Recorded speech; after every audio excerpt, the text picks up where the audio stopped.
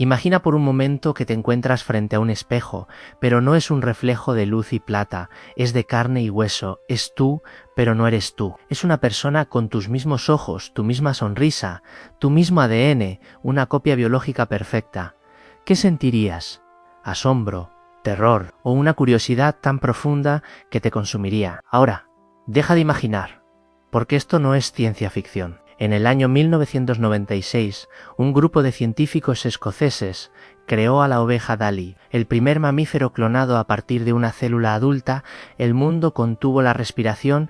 La gran pregunta pasó de ser un ¿y sí? De las novelas a un ¿y ahora qué? De los comités de ética y los gobiernos. Desde entonces hemos clonado ratones, vacas, cerdos e incluso a un mono Gravity macaco en China en 2018. La técnica avanza a un ritmo vertiginoso. Los expertos, como la doctora Elena Vargas, del Instituto de Biogenética Avanzada, aseguran que los impedimentos técnicos para clonar un humano son ya casi anecdóticos. Se estima que más de 20 países tienen la capacidad tecnológica para intentarlo. ¿Cuántos lo habrán hecho ya en secreto? La pregunta ya no es si podemos hacerlo, la pregunta, la que nos congela la sangre y nos fascina a partes iguales, es si tenemos el derecho de jugar a ser Dios o tenemos la obligación como especie de usar toda herramienta a nuestro alcance para vencer al sufrimiento. Quédate, porque vamos a adentrarnos en un laberinto donde la ciencia choca contra la fe, donde la esperanza se enfrenta al dogma, y donde la respuesta definitiva podría redefinir lo que significa ser humano. Esto es mucho más fascinante de lo que crees. Capítulo 1. El espejo de la creación. Definiendo lo indefinible. Bienvenidos al corazón del misterio. Para entender la batalla, primero debemos conocer el campo de juego. ¿De qué hablamos exactamente cuando decimos clonación humana? No es magia, es biología pura y dura. Básicamente, existen dos tipos, y es crucial distinguirlas porque una es el polvorín ético y la otra, es solo el principio. La primera es la clonación terapéutica. Imaginad una llave maestra. Los científicos cogen un óvulo, le extraen su núcleo, el material genético, y lo sustituyen por el núcleo de una célula de, pongamos, un paciente con Parkinson. Ese óvulo ahora con el ADN del paciente. Se estimula para que comience a dividirse. Se convierte en un blastocisto, una masa de células de apenas 5 días. De ahí se extraen las células madre embrionarias. ¿Y por qué son tan valiosas? Porque son células totipotentes. ¿Os acordáis de la llave maestra? Pues estas células pueden convertirse en cualquier tipo de célula del cuerpo. Neuronas para un cerebro dañado, células cardíacas para un infartado, células pancreáticas para un diabético. Y lo más crucial, al tener el mismo ADN del paciente, el cuerpo no las rechazaría. Estaríamos hablando del fin de los trasplantes y de la inmunosupresión de por vida. ¿No es eso un milagro médico digno de perseguir?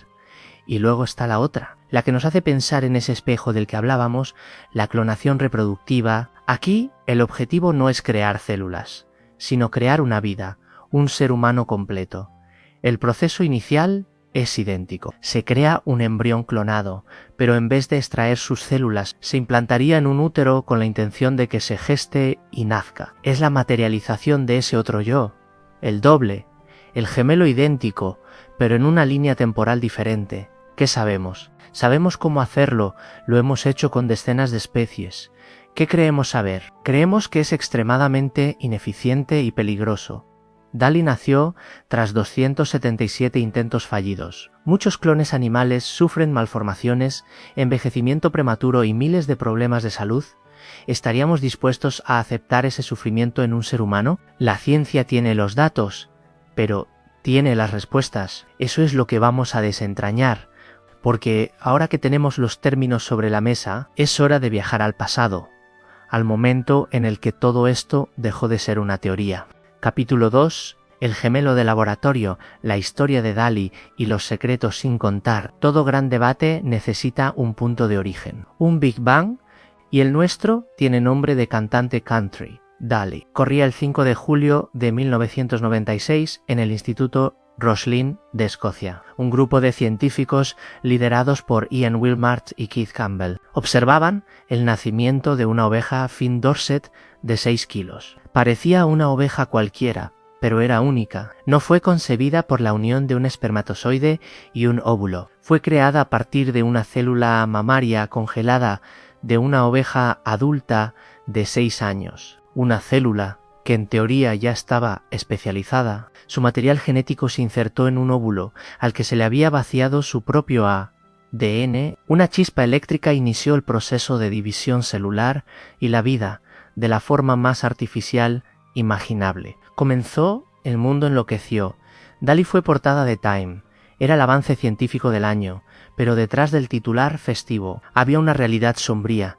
Dali no era perfecta. Sus telómeros, los extremos de sus cromosomas relacionados con el envejecimiento eran más cortos de lo normal para su edad. Parecía envejecer más rápido, desarrolló artritis a una edad temprana y finalmente, a los 6 años, la mitad de la esperanza de vida de una oveja de su raza. Fue sacrificada tras contraer una enfermedad pulmonar progresiva.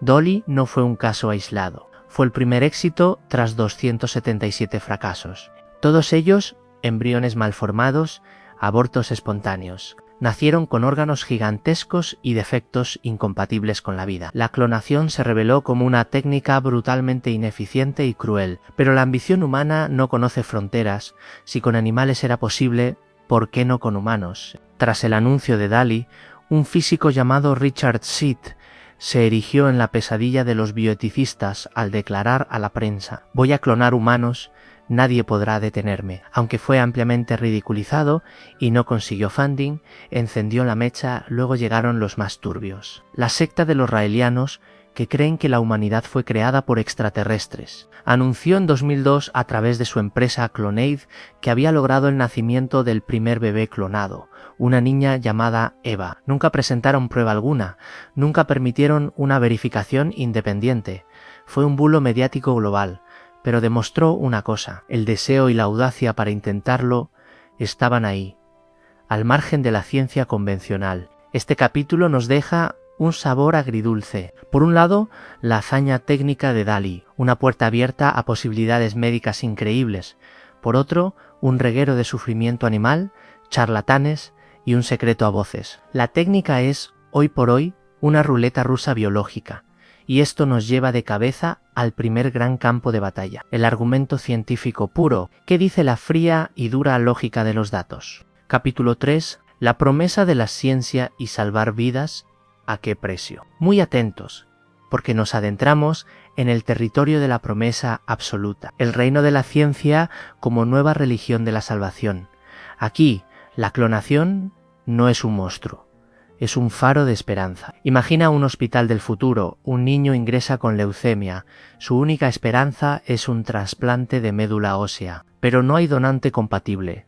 Hace 20 años sería una sentencia de muerte. Hoy, un equipo de médicos coge una simple célula de la piel del niño, usando las técnicas de clonación terapéutica que vimos. Crea un embrión clonado. De ese embrión extraen células madre hematopoyéticas, las precursoras de toda la sangre y el sistema inmunológico. Se las trasplantan al niño. Su cuerpo las acepta porque son suyas. La leucemia remite. El niño se cura.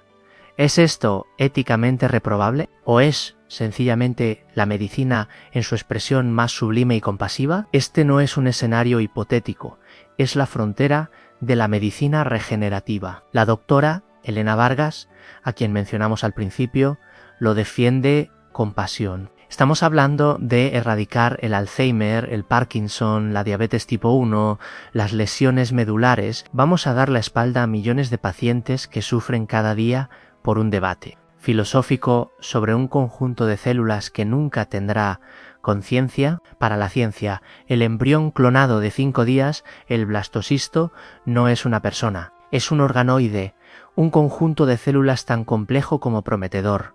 No tiene sistema nervioso, no siente, no piensa. Dotarlo de una dignidad equiparable a la de un ser humano nacido.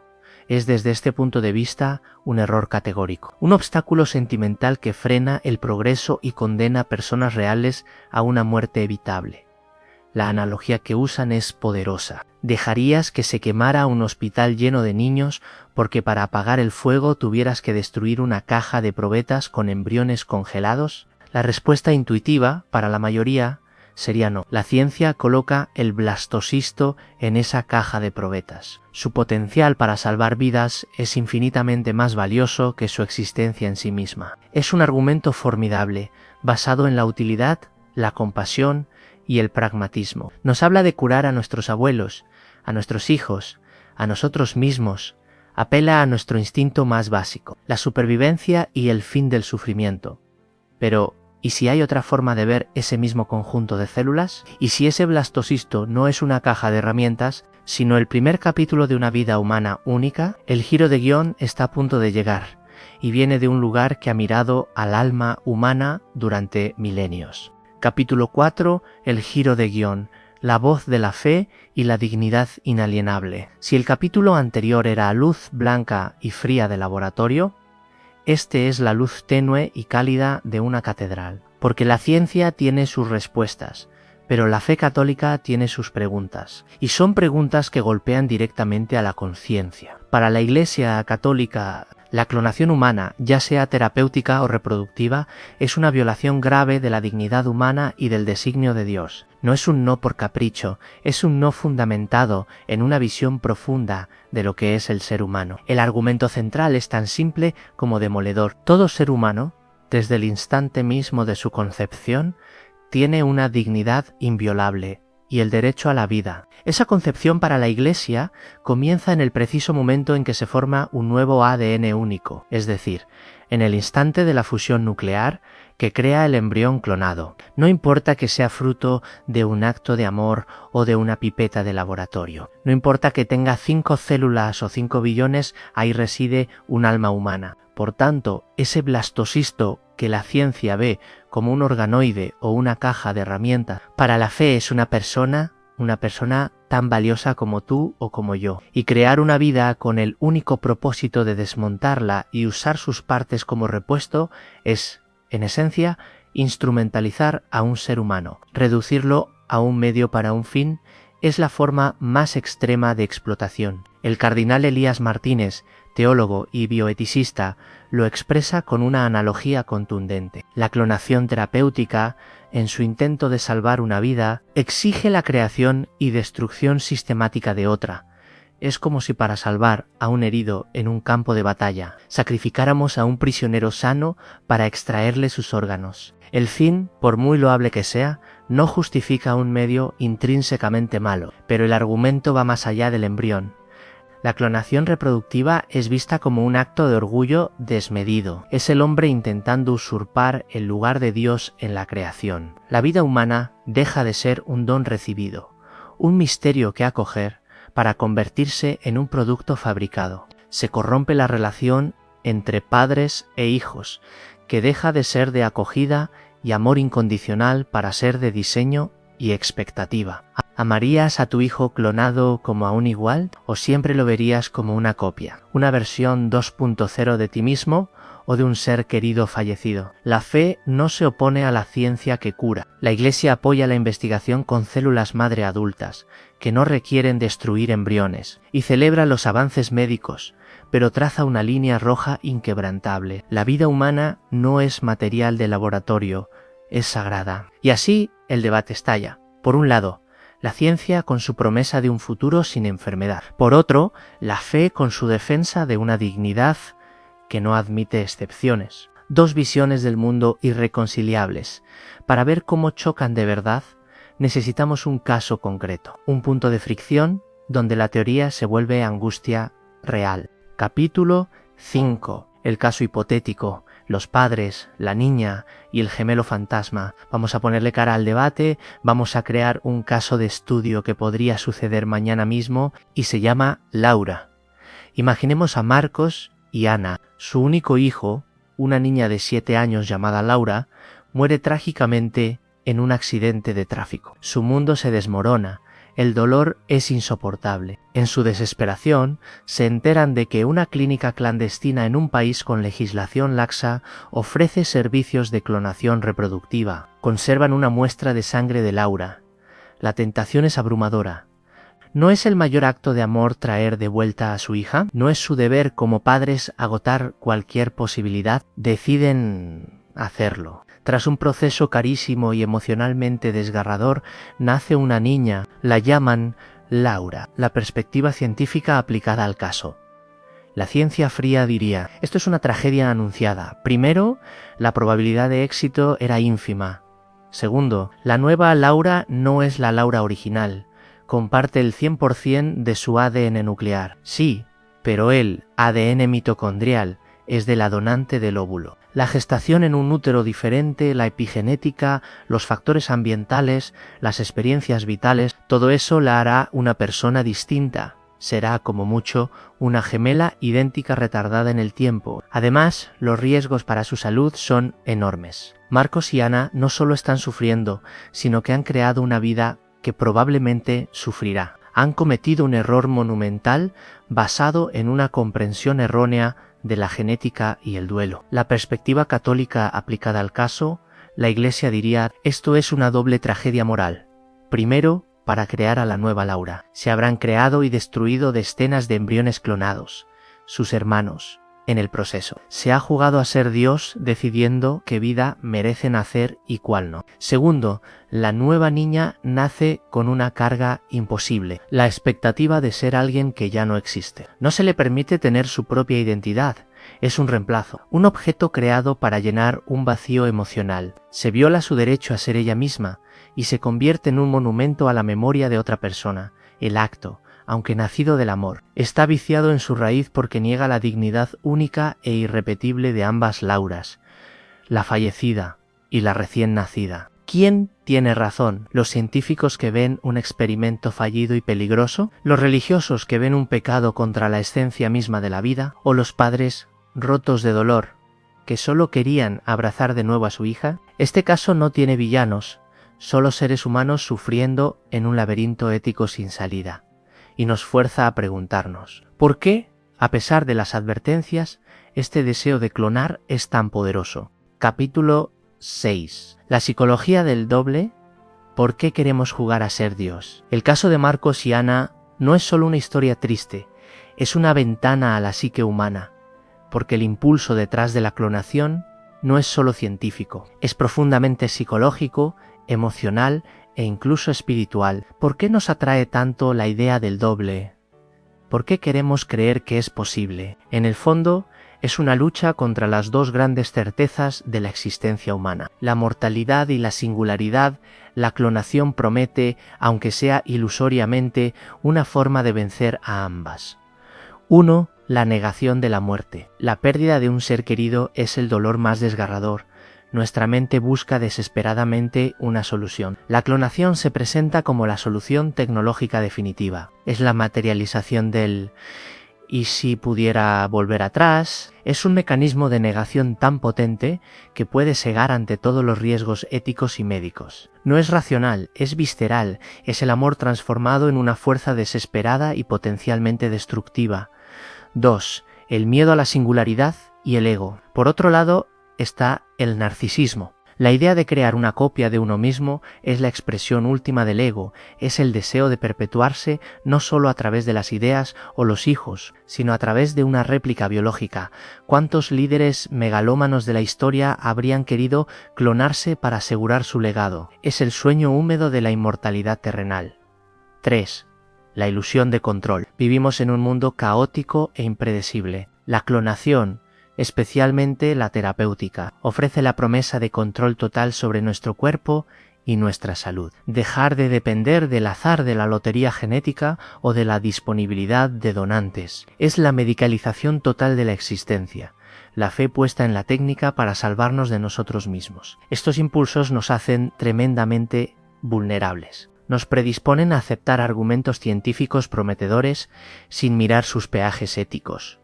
sesgo de confirmación, y también nos predisponen a rechazar argumentos religiosos por considerarlos anticuados. Sin entender la profunda reflexión sobre la dignidad que contienen sesgo de modernidad, la histeria colectiva en torno a Clannad y los raelianos es un ejemplo perfecto. Miles de personas querían creer que era cierto, porque confirmaba una narrativa de poder humano ilimitado. No buscaban pruebas, buscaban esperanza. Entonces, estamos condenados a repetir los errores de Dalí, pero con humanos, guiados por nuestro miedo y nuestra arrogancia. Para responder, debemos mirar al presente y al futuro que ya se está construyendo. Capítulo 7. El mundo mañana, leyes, mercados negros y bebés a la carta. El debate no es académico. Está dando forma a nuestro mundo ahora mismo. La respuesta a la pregunta ¿es aceptable? Se está traduciendo en leyes, en mercados clandestinos y en una nueva frontera comercial. Hoy la clonación reproductiva humana está expresamente prohibida por la Declaración Universal sobre el Genoma Humano de la UNESCO. El Convenio de Oviedo del Consejo de Europa y las leyes de más de 60 países, incluidos España, toda la Unión Europea y Estados Unidos, es el consenso internacional más rápido y firme de la historia de la bioética. El fantasma de los bebés clonados ha sido, por ahora, enjaulado por la ley. Pero las aguas de la clonación terapéutica son mucho más turbias. La regulación varía salvajemente de un país a otro. En Reino Unido y China, por ejemplo, es legal y está activamente financiada. En Alemania o Italia está fuertemente restringida. Esto crea un turismo biomédico. ¿Te lo prohíben en tu país? En ese caso, ¿viajas a otro? ¿No tienes escrúpulos? Buscas una clínica clandestina. Y aquí es donde el futuro se pone oscuro, porque si hoy el debate es clonar para curar o clonar para reemplazar, mañana el debate será clonar para mejorar, la edición genética CR y SPR, combinada con la clonación. Podría permitir no solo crear una copia de una persona, sino crear una versión mejorada, más inteligente, más fuerte, más resistente a enfermedades. Abriríamos la puerta a una nueva forma de eugenesia, no impuesta por un Estado, sino comprada por los más ricos. Llegaremos a ver un mercado de bebés de diseño con catálogo de rasgos genéticos. Las implicaciones sociales serían brutales. Nacería una brecha insalvable, los naturales y los optimizados. ¿Qué derecho tendría un natural a competir con un clon mejorado por un puesto de trabajo? ¿Acabaríamos con la igualdad fundamental de la especie? La fe católica ya ha alzado su voz contra esto, llamándolo una colonización del ser humano por la técnica. La ciencia más prudente también alerta de los riesgos de alterar el pool genético humano de forma irreversible e impredecible. Estamos, por tanto, en una encrucijada. La tecnología avanza más rápido que nuestra reflexión ética. Y esto nos lleva al capítulo final, a la paradoja más desconcertante de todas. Capítulo 8. La paradoja final. El creador y la creación hemos recorrido un camino largo, desde el asombro de Dalí hasta el dolor de unos padres, desde los fríos laboratorios hasta las cálidas iglesias. Y al llegar aquí nos encontramos con una paradoja final, un nudo gordiano que quizás nunca podamos desatar. La paradoja es esta: la misma técnica que promete salvar vidas, clonación terapéutica, exige, según una visión, destruir una vida, el embrión. Y la misma técnica que promete vencer la muerte, clonación reproductiva, podría, en la práctica, crear una vida llena de sufrimiento. La ciencia, en su búsqueda por aliviar el dolor, choca contra el principio de no maleficencia. Lo primero, no hacer daño. El daño a un embrión potencial vale el bien de un paciente real. La fe, en su búsqueda por defender la dignidad de toda vida, choca contra el principio de beneficencia. Hay que hacer el bien de salvar a millones. ¿Vale el mal de usar células embrionarias? Es un callejón sin salida lógico, dos sistemas de valores perfectamente coherentes internamente, pero absolutamente incompatibles entre sí. No hay un punto medio, no hay un término de compromiso. O el embrión es una persona o no lo es. No puede ser un poco persona. ¿Qué nos queda entonces? Nos queda la humildad de la ciencia, para reconocer que no todas las preguntas se responden con un microscopio, que el progreso técnico debe ir de la mano del progreso moral y la humildad de la fe para reconocer que el deseo de curar no es malvado, sino profundamente humano. Quizás la respuesta no esté en elegir un bando, sino en mantener la tensión, en vivir en la incomodidad de este debate, porque es esa tensión la que nos obliga a reflexionar, a legislar con cuidado, a no correr de forma imprudente. Es el freno y el acelerador a la vez. El verdadero misterio de la clonación no es técnico, es filosófico, no es cómo creamos vida, sino qué valor le damos a la vida que creamos. Y con esta pregunta resonando en el aire, es hora de llegar a una conclusión. Conclusión final. ¿Es la clonación humana éticamente aceptable? Si esperabas una respuesta sencilla de sí o no, me temo que te he defraudado. Pero espero haberte dado algo mejor. Hemos visto que la ciencia nos ofrece un futuro casi milagroso, libre de enfermedades terribles, pero que ese futuro se construye sobre un terreno ético pantanoso. Hemos visto que la fe defiende una dignidad humana inquebrantable, un faro de principios en un mar de dudas, pero que a veces ese faro puede cegar ante el sufrimiento concreto de las personas. No hay un ganador claro en este debate. La ciencia no ha derrotado a la religión con sus argumentos, ni la religión ha anulado a la ciencia con los suyos. Se han enfrentado y como dos espadas de igual filo, se han afilado la una a la otra, mostrándonos los puntos flacos y fuertes de cada postura. El verdadero juicio sobre la clonación humana no está en un libro de texto o en una encíclica papal, está, como casi todo lo importante, en el corazón de cada uno de nosotros, en nuestra capacidad para ponderar el bien mayor frente al mal menor, en nuestra valentía para avanzar sin perder de vista lo que nos hace humanos. Por eso, ahora te pregunto yo a ti, después de todo este viaje, ¿dónde trazas tú la línea? ¿Crees que el potencial médico justifica los medios? ¿O crees que hay principios que no deben violarse jamás, sin importar las consecuencias? Este debate no termina con este vídeo, continúa ahora, en los comentarios. Quiero saber tu opinión, tu argumento, tu dilema personal. Deja tu comentario y debatamos entre todos, con respeto. Si este tipo de temas que mezclan ciencia, ética y misterio te fascinan, suscríbete al canal y activa la campanita. Así serás de los primeros en ver nuestros próximos vídeos, donde seguiremos desentrañando los grandes enigmas de nuestro tiempo. Y si este vídeo te ha gustado, estoy seguro de que los dos que te voy a mostrar te van a gustar tanto o más que este. Te aseguro que son documentales completos, tan alucinantes como este. Gracias por quedarte hasta el final. Hasta la próxima.